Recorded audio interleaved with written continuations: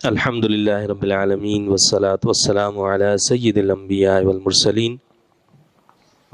الحمدللہ درس قرآن کی یہ نشست نمبر 258 ہے۔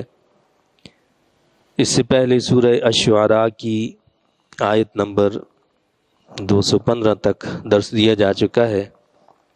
آج انشاءاللہ تعالی سورۃ الشعراء کی آیت نمبر 16 سے درس کا آغاز ہوگا۔ یہ سورہ الشعراء کے آخری رکوع کا بقیہ حصہ ہے۔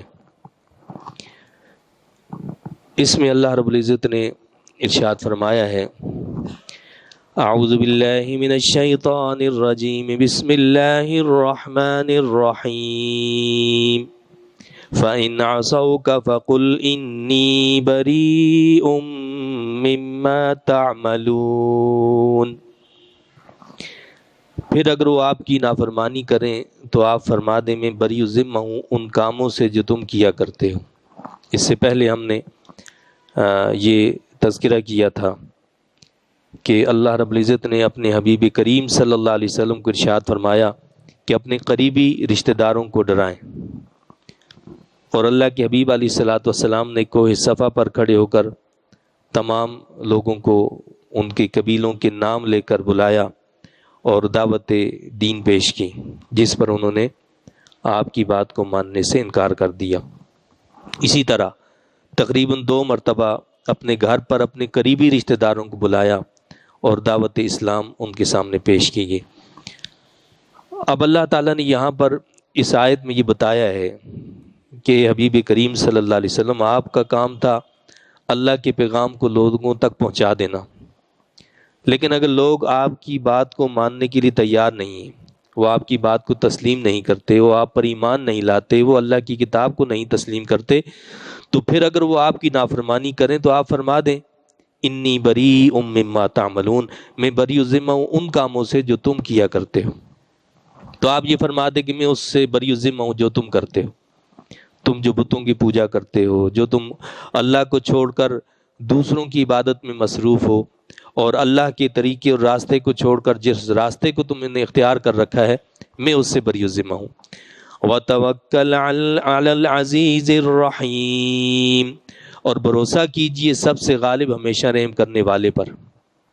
اللہ رب العزت نے اپنے حبیب پاک صلی اللہ علیہ وسلم کو کیا فرمایا کہ آپ بھروسہ کریں سب سے غالب ہمیشہ رحم کرنے والے پر، یعنی اللہ پر توکل کیا جائے، اللہ پر بھروسہ رکھا جائے تو اللہ تعالیٰ جو ہے غالب بھی ہے، رحیم بھی ہے، وہ غلبہ بھی عطا فرماتا ہے اور وہ رحم کرنے والا بھی ہے، وہ لوگوں کو مہلت بھی دیتا ہے۔ لیکن توکل کا یہ مطلب نہیں ہوا کرتا کہ آپ اسباب کو چھوڑ دیں اور اسباب کو چھوڑ کر یہ سمجھیں کہ جی میں نے اللہ پر توکل کر لیا۔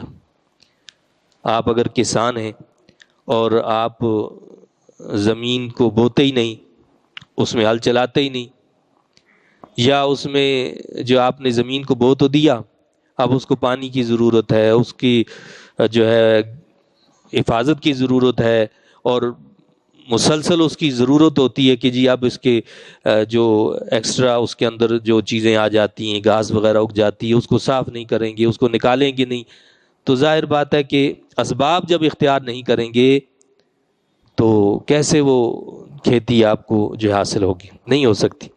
تو اسباب کو اختیار کرنے کا حکم ہے کہ پہلے اسباب اختیار کریں، پھر اللہ پر توکل کریں کہ اس کا نتیجہ، اس کا پھل دینے والی ذات وہ اللہ کی ہے۔ یعنی آپ نے زمین میں ہل بھی دینا ہے، اس میں بیج بھی بونا ہے، اس کی حفاظت بھی کرنی ہے، اس کو پانی بھی دینا ہے، اب اللہ پر توکل اور بھروسہ کرنا ہے کہ جتنا وہ چاہے گا اس سے مجھے فائدہ عطا فرمائے گا۔ آپ نے دکان کو کھولنا ہے اور جا کر اس پر بیٹھنا بھی ہے، اب اللہ کے حوالے ہے معاملہ کہ وہ جتنا چاہے گا آپ کو رزق عطا فرمائے گا۔ لیکن ہم دکان کھولیں ہی نہ، ہم دکان پر بیٹھے ہی نہ، تو پھر کہیں کہ جی ہم نے اللہ پر توکل کر دیا، ہم نے اللہ پر بھروسہ کر لیا۔ تو اللہ پر بھروسہ اور توکل یہ نہیں ہے کہ اسباب کو چھوڑ دیا جائے، ان اسباب کو اختیار کرنے کا خود اللہ نے حکم دیا کہ ان اسباب کو تم اختیار کرو، اس کے بعد اللہ پر بھروسہ کر لو۔ کشتی پر سوار ہو کر آپ نے دریا کو پار کرنا ہے، سمندر کو پار کرنا ہے، آپ جو ہے کشتی کے بغیر دریا پر چلنا شروع کر دیں، دریا میں قدم رکھ دیں کہ جی اللہ پر بھروسہ، اللہ توکل. تو اللہ توکل یہ نہیں ہے کہ آپ پانی میں ایسے ہی گھس جائیں. اللہ پر توکل کیا ہے کہ آپ نے جو ظاہری ذریعہ ہے، کشتی ہے، کوئی اور ایسی چیز ہے، اس کو استعمال کرنا ہے. اب اللہ پر بھروسہ کرنا ہے، وہ چاہے گا تو سلامتی کے ساتھ پار کر دے گا، نہیں چاہے گا تو اسی میں ڈبا دے گا. تو مقصد یہ ہے کہ یہ جو توکل کی بات کی، تو توکل اسباب کے بعد ہے، اسباب کو اختیار کرنے کے بعد اللہ پر توکل اور بھروسہ ہے. الذی یراک حین تقوم، جو آپ کو دیکھتا رہتا ہے جب آپ کھڑے ہوتے ہیں. یہ اللہ رب العزت نے اپنے حبیب کریم صلی اللہ علیہ وسلم کے ساتھ جو کلام فرمایا ہے، بڑا پیار بھرا انداز ہے. کیا فرمایا کہ جو آپ کو دیکھتا رہتا ہے. اللہ تو سب کو دیکھتا ہے، لیکن جہاں کیا فرمایا، الذی یراک، جو آپ کو دیکھتا ہے، حین تقوم، جب آپ کھڑے ہوتے ہیں. جب آپ کھڑے ہوتے ہیں، جب آپ بیٹھتے ہیں، جب آپ لیٹتے ہیں، جب آپ چلتے ہیں، جب آپ عبادت کرتے ہیں، اللہ آپ کو دیکھ رہا ہوتا ہے. جب آپ راتوں کو سجدہ ریزی کر رہے ہوتے ہیں، راتوں کو تہجد میں کھڑے ہو کر قیام کر رہے ہوتے ہیں، تلاوت کلام مجید کر رہے ہوتے ہیں، یہ سب اللہ تعالیٰ دیکھ رہا ہوتا ہے.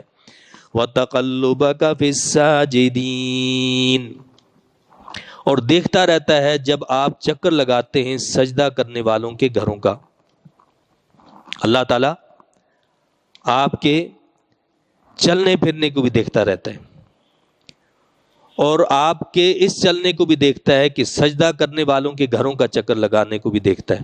کہتے ہیں کہ جب پہلے نمازوں کا جو فرض ہونا لازم نہیں ہوا تھا، اس سے پہلے تہجد کی نماز جو ہے وہ لازمی تھی. تو اللہ کے حبیب علیہ الصلاۃ والسلام جو ہیں وہ راتوں کو جب اٹھ کر سجدہ، جب آپ تہجد پڑھتے تو پھر جا کر اپنے جانثاروں کو بھی دیکھتے کہ کون کون اٹھا ہے اور وہ عبادت کر رہا ہے. تو ایک مطلب تو اس کا یہ بھی ہے کہ اللہ تعالیٰ جو ہے وہ دیکھتا تھا جب آپ اس طرح چکر لگاتے تھے، دیکھتے تھے. اس آیت کو علماء نے اس معنی میں بھی لیا کہ اس کا مطلب یہ ہے کہ رب کائنات آپ کو دیکھ رہا تھا جب آپ کا نور جو ہے پشت در پشت منتقل ہوتا ہوا آ رہا تھا، اور وہ آ کر حضرت عبداللہ جو آپ کے والد گرامی تھے ان تک منتقل ہوا. تو آدم علیہ السلام سے لے کر حضرت عبداللہ رضی اللہ تعالیٰ عنہ تک وہ جو آپ کا نور منتقل ہوتا رہا، وہ کن میں منتقل ہوتا رہا؟ فی الساجدین، سجدہ کرنے والوں کے گھروں کا، سجدہ کرنے والوں میں منتقل ہوتا رہا. مقصد یہ ہے کہ آپ کی ساری پشتیں پاک صاف وہ پشتیں ہیں، وہ نسل ہے کہ جو سجدہ ریزی کرنے والی تھی اللہ کے حضور. آپ کی پشت جو ہے اس کے اندر کوئی ایسا شخص نہیں تھا کہ جو کافر ہو. تو طاہر اور طیب آپ کی جو ہے پشت تھی، آپ کی جو سلسلہ تھا، جو نور منتقل ہوتا گیا. تو اس سے علماء نے یہ کہا کہ اس سے یہ ثابت ہوتا ہے کہ حضور نبی کریم صلی اللہ علیہ وسلم کے والدین کریمین کیا تھے؟ ایمان والے تھے. بلکہ علامہ آلوسی رحمۃ اللہ علیہ تو یہاں تک لکھتے ہیں، فرماتے ہیں کہ جو شخص حضور انور صلی اللہ علیہ وسلم کے والدین کریمین کے حق میں بے ادبی کی کلمات کہتا ہے تو مجھے اس کے کفر کا اندیشہ ہے. روح المعانی کے اندر انہوں نے یہ بات لکھی ہے کہ جو شخص حضور علیہ السلام کے والدین کریمین کے حق میں بے ادبی کے کلمات کہتا ہے تو اس کے کفر کا اندیشہ ہے.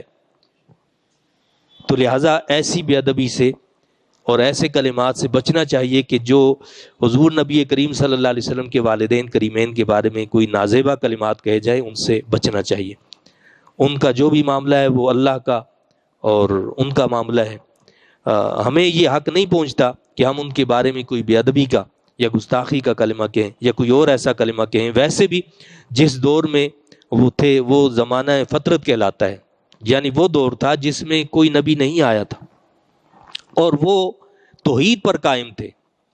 آپ کے والدین توحید پر قائم تھے، اور حضور علیہ الصلوۃ والسلام کی پیدائش سے پہلے آپ کے والد گرامی کا وصال ہو گیا تھا، اور حضور علیہ الصلوۃ والسلام ابھی چھوٹے سے بچے ہی تھے. والدہ کا بھی وصال ہو گیا تھا، جبکہ 40 سال میں جا کر حضور علیہ الصلوۃ والسلام نے اپنی بعثت کا اعلان فرمایا۔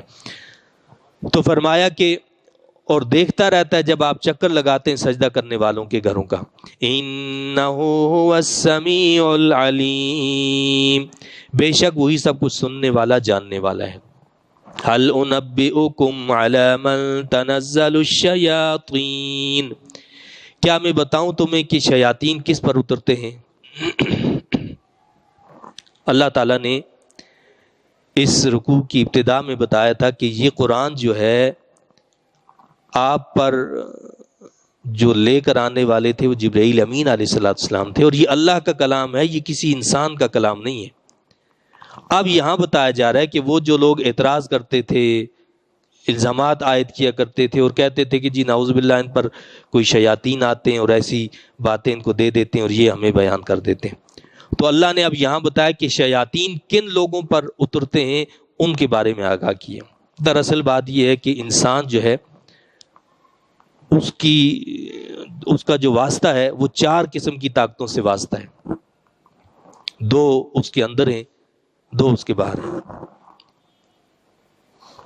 وہ 2 اندر جن سے اس کا واسطہ ہے وہ ایک نفس لوامہ ہے، ایک نفس امارہ ہے۔ نفس امارہ کیا ہے؟ جو برائی کا حکم دیتا رہتا ہے ہمیشہ، برائی کا، لذات، شہوات، اور نہ صرف یہ کہ اپنا حق جو ہے وہ زیادہ کھا لینا بلکہ دوسرے کے حق کو دبا لینا، ان ساری چیزوں کی وہ ترغیب دیتا رہتا ہے، گناہوں پر بانٹتا رہتا ہے۔ اور انسان کے اندر جو دوسری چیز ہے وہ نفس لوامہ ہے، یا جسے ہم ضمیر کہہ لیں، وہ ضمیر ہے۔ تو ان دونوں کا آپس میں ٹکراؤ رہتا ہے، یعنی انسان سے جب غلطی ہوتی ہے، کوئی گناہ ہوتا ہے، تو ضمیر اس کو ملامت کرتا ہے، اس کو کہتا ہے تم نے یہ غلط کیا ہے، اور ان کا ٹکراؤ آپس میں رہتا ہے، یعنی نفس امارہ کا اور ضمیر کا۔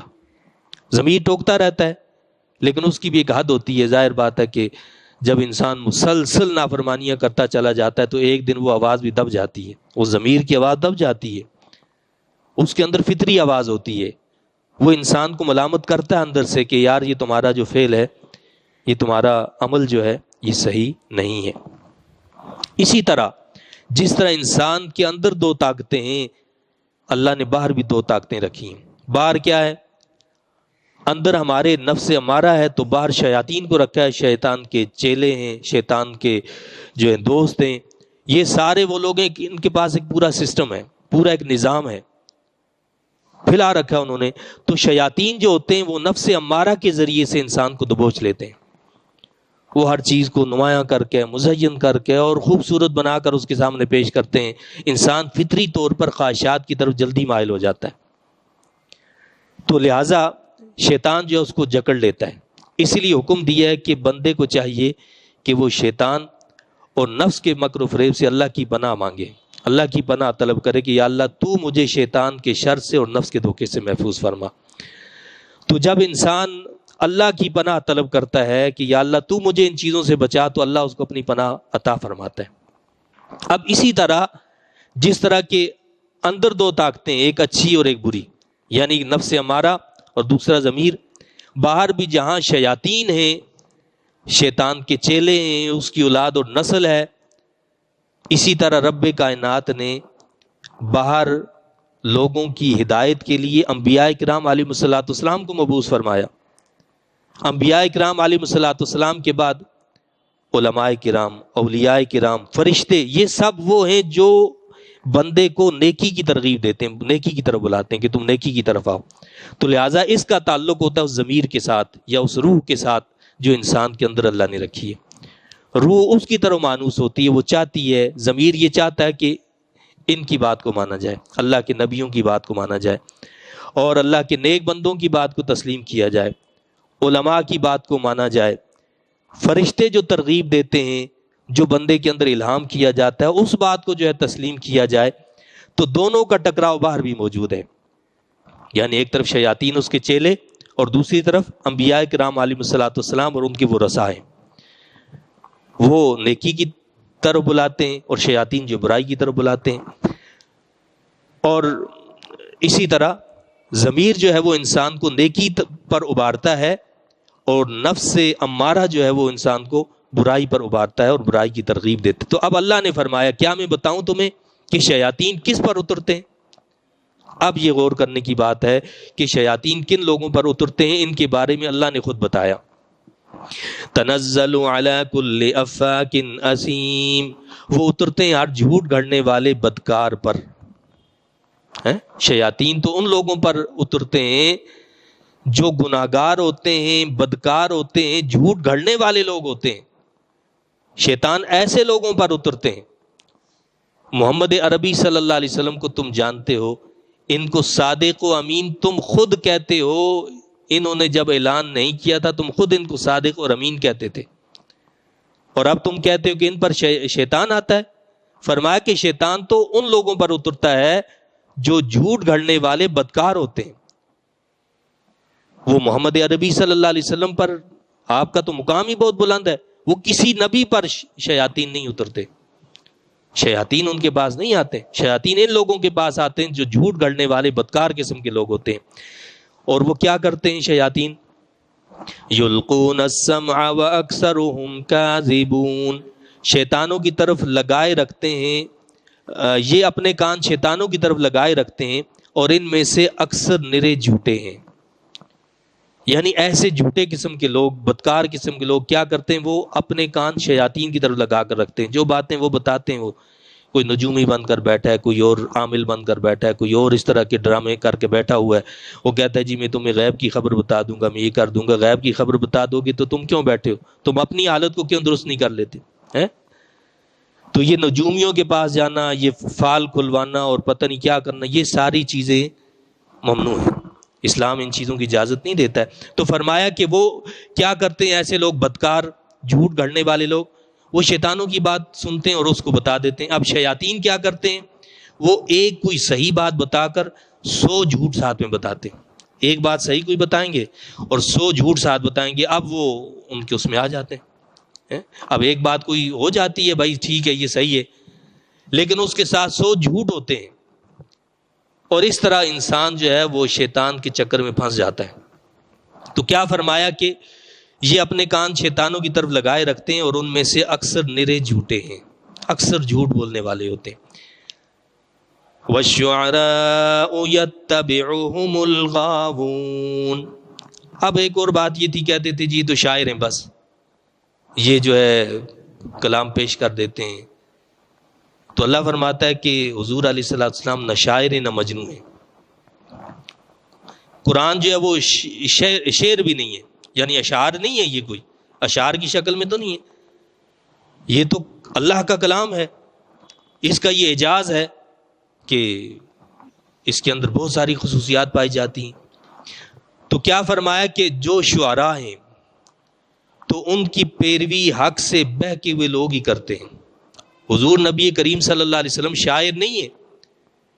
کیا فرمایا کہ شعراء کا حال تو یہ ہوتا ہے، شعراء کی جو اکثریت ہوتی ہے یہ وہ لوگ ہوتے ہیں کہ ان کی پیروی حق سے بہکے ہوئے لوگ ہی کرتے ہیں۔ شعراء کی اکثریت کا تذکرہ کیے، یہ کیا کرتے ہیں؟ ان شعراء پر جو ہوتے ہیں شیاطین آتے ہیں اور یہ خیالی پلاؤ پکاتے رہتے ہیں جس کا حقیقت سے کوئی تعلق اور واسطہ نہیں ہوتا۔ تو شعراء کے بارے میں کیا بتایا کہ اکثر ان کی اتباع کرنے والے گمراہ لوگ ہوتے ہیں۔ شاعروں کی اتباع کرنے والے اکثر لوگ کون ہوتے ہیں؟ گمراہ لوگ۔ قرآن کہتا ہے یتبعہم الغاوون، ان کی پیروی کرنے والے کون ہوتے ہیں؟ حق سے بہکے ہوئے لوگ۔ الم تر انہم فی کل واد یہیمون، کیا تم نہیں دیکھتے کہ شعراء ہر وادی میں سرگرداں پھرتے رہتے ہیں؟ کیا فرمایا قرآن نے کہ یہ شعراء ہر وادی میں بہ کے پھرتے رہتے ہیں، ہر وادی میں، یعنی خیالی پلاؤ بناتے رہتے ہیں، زمین کو آسمان سے ملا دیں گے، آسمان کو زمین سے ملا دیں گے، اور پتہ نہیں کیا الٹی سیدھی جیسی بھی سوچ آتی ہے وہ اس کو وہ کر جاتے ہیں۔ تو کیا فرمایا کہ یہ کیا کرتے ہیں؟ یہ خیالی پلاؤ بناتے رہتے ہیں، اور کیا کرتے ہیں؟ وَأَنَّهُمْ يَقُولُونَ مَا لَا يَفْعَلُونَ، اور وہ کہا کرتے ہیں ایسی باتیں جن پر وہ خود عمل نہیں کرتے۔ ان کے قول و فعل میں تضاد ہوتا ہے، کہتے کچھ ہیں کرتے کچھ ہیں، اور جب آپ پوچھ لو کہ جی آپ نے تو شعر میں یہ کہا تھا، کہتے تو اس کا مطلب ہمارا یہ نہیں بلکہ یہ تھا۔ اور ویسے ہی وہ شاعری کے اندر ایسے الفاظ، ایسی جو ہے وہ چیزیں استعمال کرتے ہیں کہ جن کا حقیقت سے کوئی تعلق اور واسطہ نہیں ہوا کرتا۔ تو یہ اکثر شعراء کی بات کی ہے، جو حق سے بہکے ہوئے لوگ ہوتے ہیں، تو لہٰذا شاعروں کی باتوں میں آنا یا شاعروں کی اتباع کرنا یہ ایک بندہ مومن کی شان نہیں ہے کہ وہ شعراء کے پیچھے چل پڑے۔ اور اب تو شاعر بھی عجیب عجیب کے قسم کے لوگ ہیں، عجیب عجیب ان کے، ایک شاعری وہ ہوتی ہے کہ جو سلجھی ہوئی شاعری ہوتی ہے، ان کا بھی ذکر قرآن نے کیا، آگے بتایا اللہ نے کیا فرمایا یہ ان کا تذکرہ کرنے کے بعد کہ یہ شعراء ایسے ہوتے ہیں اکثر، إِلَّا الَّذِينَ آمَنُوا وَعَمِلُوا الصَّالِحَاتِ وَذَكَرُوا اللَّهَ كَثِيرًا وَانتَصَرُوا مِن بَعْدِ مَا ظُلِمُوا، بجز ان شعراء کے جو ایمان لے آئے اور انہوں نے نیک عمل کیے، کثرت سے اللہ تعالیٰ کو یاد کرتے ہیں اور انتقام لیتے ہیں اس کے بعد کہ ان پر ظلم کیا گیا۔ یہ استثناء ہے، ایکسیپشنز ان لوگوں کے لیے بتایا ہے اللہ نے کہ جو ایمان لائیں، اللہ کا عمل صالح کریں اور اللہ کا کثرت سے ذکر کریں، اور صرف انتقام لینے کے لیے وہ کوئی ایسی بات کہہ دیں، ان پر ظلم ہوا کوئی تو اس کے انتقام میں، اس کی مثال ہے جیسے صحابہ کرام میں بھی ایسے شعراء تھے، خود جو ہے خلفائے راشدین میں 3 خلفائے راشدین جو ہیں وہ شعر کہتے تھے، حضرت سیدنا ابو بکر صدیق رضی اللہ تعالیٰ عنہ، حضرت سیدنا عمر فاروق رضی اللہ تعالیٰ عنہ، حضرت سیدنا علی مرتضیٰ رضی اللہ تعالیٰ عنہ خود بھی اشعار کہا کرتے تھے۔ اسی طرح حضرت حسان بن ثابت رضی اللہ تعالیٰ عنہ، یہ تو وہ عظیم شاعر ہیں کہ جن کو خود اللہ کے حبیب علیہ الصلوۃ والسلام منبر پر بٹھاتے تھے اور فرماتے تھے کہ تم جو مسلمانوں کے خلاف، جو حضور نبی کریم صلی اللہ علیہ وسلم کے خلاف ہجو کی جاتی تھی، آپ کے خلاف جو اشعار جو ہے جاہل لوگ بناتے تھے، تو ان کا جواب دینے کے لیے حضرت حسان بن ثابت رضی اللہ تعالیٰ عنہ کو اللہ کے حبیب علیہ السلام نے مقرر فرمایا تھا۔ آپ صلی اللہ علیہ وسلم حضرت حسان کو فرماتے کہ تم اس کا جواب دو، تو آپ ممبر پر بیٹھ کر جو ہے اس کا جواب دیا کرتے تھے۔ اور اللہ کے حبیب کریم علیہ الصلوۃ والسلام نے یہ بھی بتایا کہ جبرائیل امین تمہاری تائید کرتے ہیں، یعنی جبرائیل امین علیہ السلام کی مدد حاصل تھی حضرت حسان بن ثابت رضی اللہ تعالیٰ عنہ کو۔ تو وہ جب جو ہے کوئی ظلم ہوتا تھا، یعنی مسلمانوں کے خلاف کوئی ایسی بات کہی جاتی تھی، تو وہ اسلام کے دفاع میں، محمد عربی صلی اللہ علیہ وسلم کے دفاع میں ایسے اشعار، ایسے کلمات لے کر آتے تھے جن کا تعلق حقائق سے ہوا کرتا تھا، حقیقت سے ہوتا تھا۔ عرب کے اندر بھی ایسے بہت سارے شعراء گزرے جو واقعی شعراء تھے اور جو سلجھے ہوئے لوگ تھے، اور اسی طرح عجم کے اندر بھی ایسے بے شمار اشعار ہیں جنہوں نے اپنی شاعری کے ذریعے سے اسلام کی خدمت کی۔ مولانا روم علیہ رحمہ، مثنوی مولانا روم بہت مشہور ہے، تو اس مثنوی کے ذریعے سے مولانا روم علیہ رحمہ نے اسلام کی بڑی خدمت کی۔ اور اسی طرح شیخ سعدی رحمۃ اللہ علیہ، انہوں نے بھی اشعار میں جو ہے اسلام کا جو بہت دفاع کیا۔ ہمارے ہاں ہند و پاک کے اندر علامہ اقبال رحمہ اللہ کا بڑا نام ہے کہ ان کی جو شاعری تھی وہ حقائق پر مبنی تھی۔ اسی طرح اعلیٰ حضرت مولانا اشاہ احمد رضا خان قادری نور اللہ مرقدہ جو تھے، وہ بہت بڑے شاعر تھے جو قرآن اور حدیث پر نظر رکھتے تھے۔ ان کا کوئی شعر ایسا نہیں ہے کہ جو قرآن حدیث سے ہٹا ہوا ہو، یعنی ہر بات جو وہ کہتے ہیں وہ کسی حدیث کا ٹکڑا، قرآن کریم کی کسی آیت کا اشارہ، کوئی ایسی چیز ہوگی جس کو وہ اپنے اشعار کے اندر بیان کرتے۔ لیکن اب ہر ایرا غیرہ جو ہے وہ شعر کہنا شروع کر دیتا، اور خصوصاً جب حضور علیہ الصلوۃ والسلام کی شان میں اشعار کہے جائیں تو وہ آسان کام نہیں ہے، بڑا مشکل کام ہے۔ یعنی حضور علیہ السلام کی شان میں اشعار کہنا اور شعر میں آپ کی تعریف کرنا یہ آسان نہیں ہے، یہ بہت مشکل کام ہے، اور اس کا حق وہی ادا کر سکتا ہے جو قرآن اور حدیث سے واقف ہو۔ جو قرآن و حدیث سے واقف نہ ہو تو وہ حق ادا نہیں کر سکتا۔ عجیب عجیب شعراء جو ہیں اشعار کہتے ہیں، نعوذ باللہ بعض مرتبہ ایسے کلمات ان میں ہوتے ہیں جو کفریہ کلمات ہوتے ہیں جن سے انسان دار اسلام سے خارج ہو جاتا ہے۔ تو وہاں پڑھنے والوں کی بھی ذمہ داری ہوتی ہے، جو نعت پڑھنے والے لوگ ہوتے ہیں ان کی ذمہ داری بھی ہے کہ کلام کس کا منتخب کیا جائے، کون ایسا فرد ہے کہ جس کے کلام کو پڑھنا چاہیے. ایک تو یہ ان پر ذمہ داری عائد ہوتی ہے. پھر اگر کسی کا کلام پڑھا بھی جاتا ہے تو اس کلام کا پتہ ہونا چاہیے کہ یہ جو کلام ہم پڑھ رہے ہیں اس کے اندر کوئی بے ادبی تو نہیں ہے، کوئی ایسی چیز ہے تو اس سے اجتناب کرنا چاہیے. پھر ہر چیز کا ادب ہے نا جی. آپ عدالت میں جاتے ہیں، ایک قاضی کے سامنے جاتے ہیں، ایک جج کے سامنے جاتے ہیں، تو اس کا ایک ادب ہے جی، آپ نے اس طریقے سے اس انداز میں جانا ہے. اگر ایسا نہیں کریں گے جی تو یہ عدالت کی جو ہے بے ادبی کر دی، یہ جو ہے عدالت کے رولز کے خلاف کر لیا. اسی طرح ہر مقام اور ہر جگہ کا ادب ہوا کرتا ہے. بارگاہ رسالت مآب صلی اللہ علیہ وسلم کا ادب سب سے بڑھ کر ہے کہ اللہ نے خود ادب سکھایا بارگاہ نبوی صلی اللہ علیہ وسلم کا. لا ترفعوا اصواتکم، حضور علیہ السلام کی بارگاہ میں تو آواز کو بھی بلند کرنے سے منع کی ہے. حضور علیہ السلام سے آگے چلنے سے بھی اللہ نے روکا ہے، منع فرمایا. تو یہ سارے آداب خود رب کائنات سکھاتا ہے. تو پھر وہاں جب انسان حضور علیہ السلام کی بارگاہ میں نعت پیش کرے تو وہ کس انداز میں ہونی چاہیے. اب وہ نعت خوانی بھی جو ہے وہ کس پر چلی گئی ہے، گانے باجے پر اسٹائل ہم نے اختیار کر لیے. گانے باجے والے جو ہیں وہ نعت خوانی میں آگے، اور انہوں نے نعت خوانی کو بھی گانے باجے کی طرح بنا دیا، نعوذ باللہ.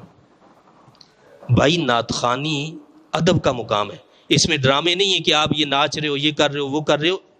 حضور علیہ السلام کے سامنے ہم نے بزرگوں سے یہ سنا ہے، قرآن نے یہ بتایا ہے کہ جب حضور علیہ السلام کی بارگاہ میں پیش ہوں، یعنی جب ہم نعت پڑھتے ہیں تو نعت کا مطلب کیا ہے. بزرگ فرماتے ہیں کہ یہ تصور کرو ہم حضور علیہ السلام کی بارگاہ میں حاضر ہیں. اب ہمارا کیا طرز عمل ہونا چاہیے کہ ہم ناچتے رہیں، ادھر سے ڈرامے کرتے نہیں، یا با ادب ہو کر ہاتھ باندھ کر سر آنکھیں جھکا کر اب ہم جو ہے نعت خوانی پیش کریں.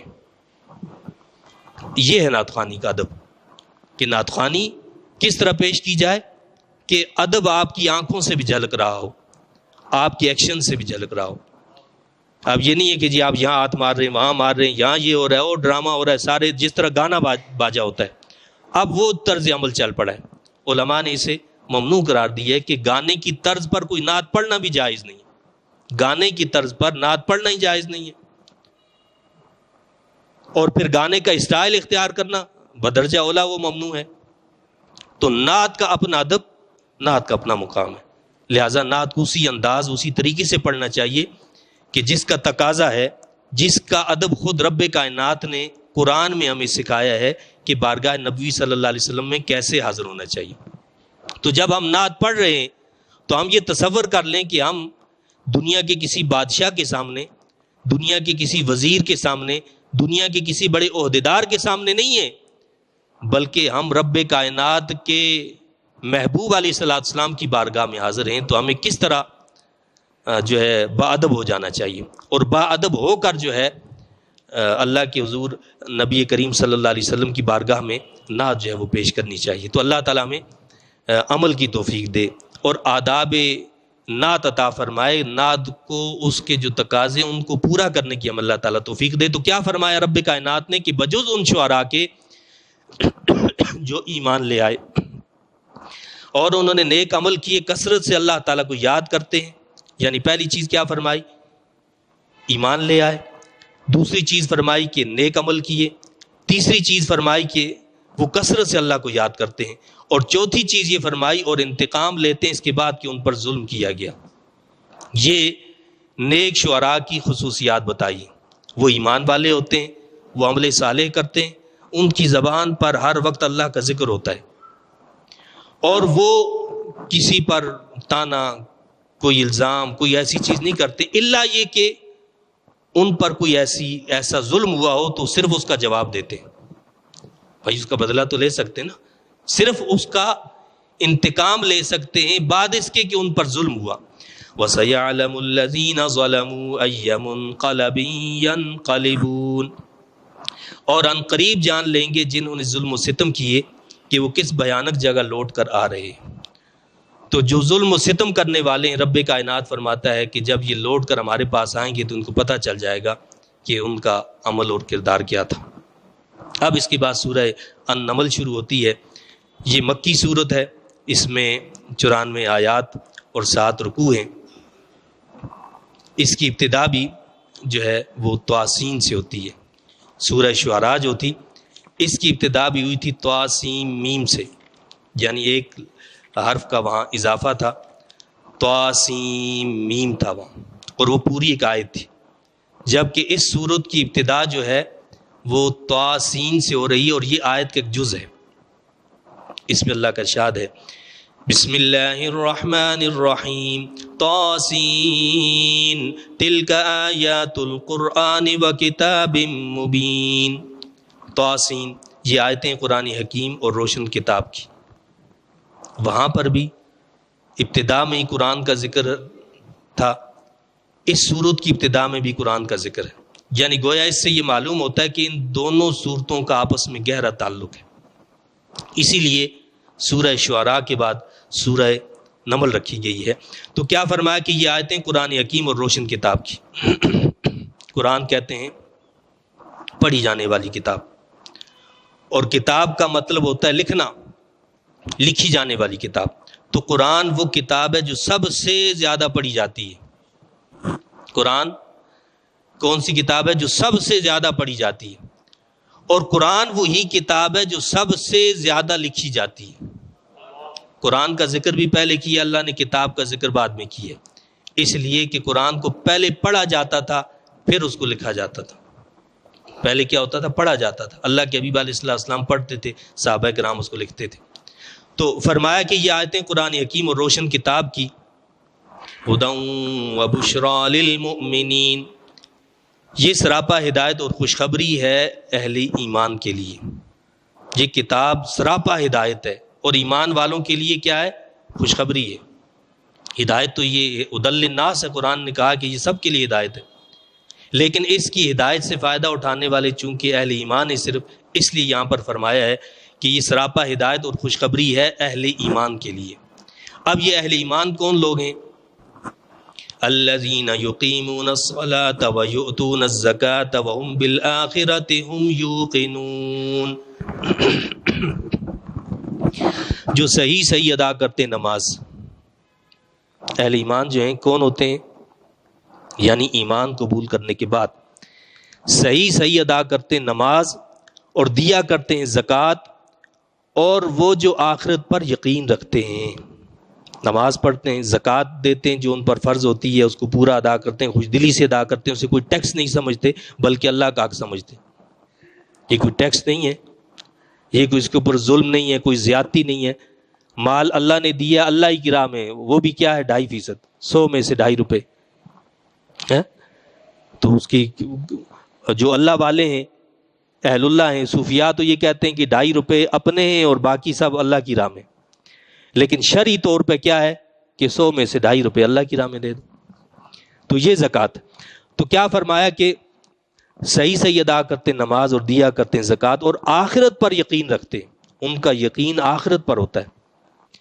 ان الذین لا یؤمنون بالآخرۃ زینا لهم اعمالهم فهم یعمہون، بے شک وہ لوگ جو آخرت پر ایمان نہیں رکھتے ہم نے خوبصورت بنا دی ان کی نظروں میں ان کے اعمال بد، پس وہ سرگرداں پھر رہے ہیں.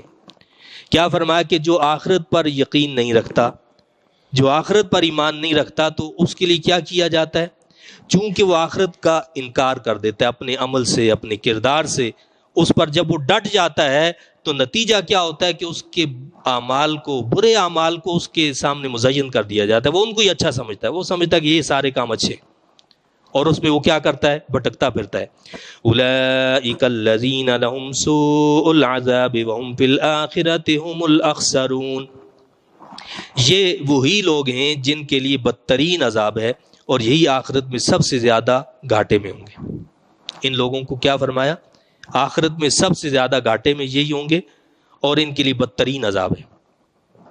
یہی وجہ ہے کہ ان کو جو آخرت پر ایمان نہیں رکھتے ان کو دنیا کے اعمال ہی اچھے لگتے ہیں، اور وہ دنیا میں ہی ایسے غرق ہو جاتے ہیں کہ وہ سب کچھ دنیا ہی کو سمجھتے ہیں، وہ اپنی ساری خواہشات کو دنیا میں ہی پورا کرنا چاہتے ہیں. جبکہ مومن جو ہوتا ہے اس کا ایمان ہوتا ہے آخرت پر. اور اسے پتہ ہے کہ یہاں پر ساری خواہشات پوری نہیں ہو سکتی، اور اگر بالفرض کبھی ایسا ہو جائے کہ اس کی کوئی خواہش پوری ہو جائے اور اس کے بدلے میں اس کی آخرت کا نقصان ہو، تو اس پر اس کو دکھ ہوتا ہے، اس کو تکلیف پہنچتی ہے، وہ غم زدہ ہو جاتا ہے، پریشان ہو جاتا ہے کہ یار اس سے مجھے یہ دنیا کی میری یہ خواہش تو پوری ہوئی، لیکن اس کے مقابلے میں میری آخرت کا نقصان ہو گیا، تو وہ اللہ سے معافی مانگتا ہے، وہ ڈرتا ہے، اس کو آخرت پر یقین ہوتا ہے۔ وَإِنَّكَ لَتُلَقَّى الْقُرْآنَ مِن لَّدُنْ حَكِيمٍ عَلِيمٍ، اور بے شک آپ کو سکھایا جاتا ہے قرآن حکیم بڑے دانا سب کچھ جاننے والے کی جانب سے۔ یعنی اس سے یہ پتہ چلا کہ قرآن جو ہے اللہ کے حبیب کریم صلی اللہ علیہ وسلم کو سکھانے والا کون ہے؟ خود اللہ رب العزت ہے۔ وَإِنَّكَ لَتُلَقَّى الْقُرْآنَ، اور بے شک آپ کو سکھایا جاتا ہے قرآن حکیم مِن لَّدُنْ حَكِيمٍ عَلِيمٍ، بڑے دانا سب کچھ جاننے والے کی جانب سے۔ تو آپ کے استاد جبرائیل امین نہیں ہے، جبرائیل امین تو خادم ہے، وہ تو حضور علیہ السلام کے پاس ایک قاصد ہیں، وہ حضور علیہ السلام کے استاد نہیں، حضور علیہ السلام کا استاد خود رب کائنات ہے۔ تو جتنا عظیم استاد ہوتا ہے اتنا عظیم شاگرد ہوتا ہے پھر، جتنا عظیم استاد ہوگا تو اللہ سے بڑا استاد کون ہے پھر؟ تو حضور علیہ السلام جو ہیں حضرت جبرائیل امین علیہ السلام کی شاگرد نہیں، بلکہ اللہ رب العالمین کی شاگرد۔ الرحمن علم القرآن، رحمان نے اپنے بندہ خاص کو قرآن سکھایا ہے۔ اذ قال موسیٰ لأہلہ انی آنست نارا، یاد فرماؤ جب کہا موسیٰ علیہ السلام نے اپنی زوجہ سے کہ میں نے دیکھی آگ، سآتیکم منہا بخبر او آتیکم بشہاب قبس لعلکم تصطلون، ابھی لے آتا ہوں تمہارے پاس وہاں سے کوئی خبر، یا لے آؤں گا تمہارے پاس اس آگ سے کوئی شعلہ سلگا کر تاکہ تم اسے تاپو۔ اب یہ حضرت موسیٰ علیہ السلام کا واقعہ ہے، اور اس کی تفصیل انشاءاللہ تعالی اگلے اس میں بیان کی جائے گی۔ اللہ تعالیٰ سے دعا التجا ہے کہ اللہ تعالیٰ مجھے آپ کو ہم سب کو ان تعلیمات کی صحیح سمجھ عطا فرمائے، اور سمجھ کر ان تعلیمات کے مطابق عمل کی توفیق عطا فرمائے۔ آمین۔ وآخر دعوانا ان الحمد للہ رب العالمین۔